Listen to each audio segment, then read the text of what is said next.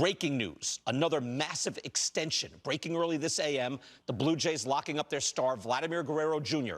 14 years, $500 million. Does this make baseball sense? Let's do a little digging in. Vladimir Guerrero Jr. is in his age 26 season. That means his first year of free agency would be age 27. That's young, and that's significant. But a 14-year deal that starts next year means the Blue Jays will be paying him through his age 40 season. Age is the most important factor in signing a premium free agent, so that's good. But where you are on the defensive spectrum is also important. A shortstop can go through several easier defensive positions as he ages. A first baseman has nowhere to go but right where he is or to DH. So that's not good. Here's the main thing, though. His track record. Durability is excellent. Last 4 years, here's the games played. I had to find it over here. Look at this. 161, 160, 156, 159. Durability is there. The production, though, has its peaks and valleys.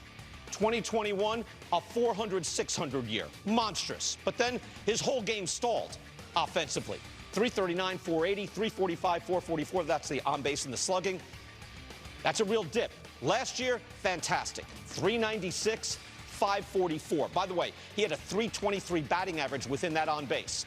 The OPS plus in those 2 big years, 167, 167. The 2 in between, I did the math, it's a combined 125. 100 is league average.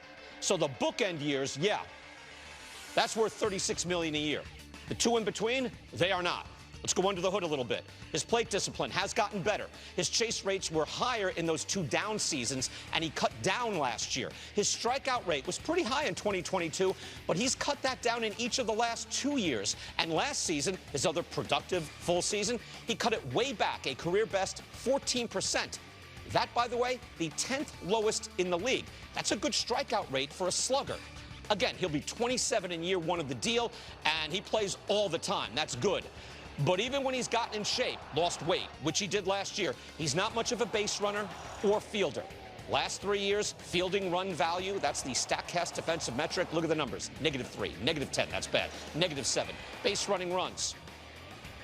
-1, -4, -5.6. This is in his early 20s. I've how long had a red flag system for signing free agents. Number 1 is age. Number 2, being on the right side of the defensive spectrum. Vlad Jr. is young, that's good, but he's a first baseman who's already below league average in running and fielding. We just showed you that. That's not good. The other red flags, too long of a deal, and what I've called branding over baseball. This deal is both long and big on branding. This is something Mark Shapiro spoke of just last month. Shapiro is the Jays' president and CEO, and long before that, he was a longtime executive with Cleveland. They were successful. He said, quote, "Let me be clear.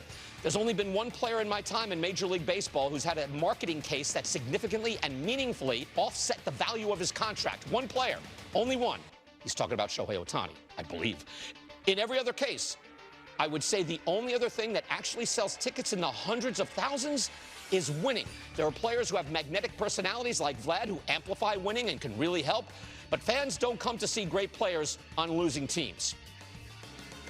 Shapiro is absolutely correct. A big signing makes a big splash. It's very exciting. That's what they're getting now. But the back end of these long-term deals are frequently ugly, and then with the club releasing the player and eating what's left of the money. Now, I will say the media environment is changing. Clubs seem to want to have their own big stars to sell their own product as we go to streaming. But the going rate for a baseball superstar continues to climb. Here's a big board. The going rate just 6 years ago was a lot less. First of all, Manny Machado, Bryce Harper, 300, 330 million. See the AAV as well. They were on the free agent market. Mike Trout, also 2019, that was an extension. 12 years, 426 million. Seemed like a lot of money, right? And Trout's truly a different player. At the time, best player in the sport, hands down. Again, the free agent market, the 2 stars, by the way, Machado and Harper were age 26, very young. July 2020, you've got Mookie Betts signing a contract extension with the Dodgers. 12 years, $365 million. These deals all seem to be in the same range. You see the AAV, 30, 26, 35, 30, right around there. 2022 winter meetings, Aaron Judge, 9 for 360, so an even 40 per year. He was going to be age 31. He was much older for a free agent. But then we get to Shohei Ohtani. 700 becomes the new 300. 700 for 10 years. Most of it deferred, but that's the total number. And then Juan Soto, boom, as Sean Casey would say.